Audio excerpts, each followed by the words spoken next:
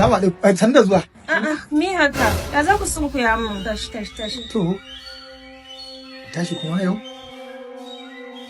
San da zuwa. Ina matarka, kana mijina ka durkusa min. Ai ya kamata in durkusa maka. Ina fata dai da na tafi ba abin da ya same ka. Lafiya lau nake. Dai amma ina cike da tantama. Tantaman me? Rana ba za ta fito ta faɗi baki shigo gidan nan da masifa ba. Sannan rana ba ta fito ta faɗi baki kifar da ni ko kin min wani mugun nauyin a gidan nan ba.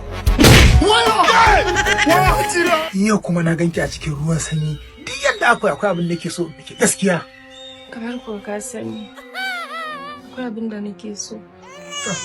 Da ko zan miki yau ko yara ce ko wanke-wanken. Kawa ne a guri na. Ya wuce mijinta ce? Ni a mijinta ce ne a gunki. No, mijina dai ni kuma matarka.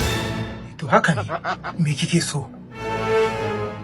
Abin da nake so bai wuce. Subhanallah. Alquran ta ki da mani. Wannan da alamu yau ne za ta afka da lafiya. Zo mu hige kango.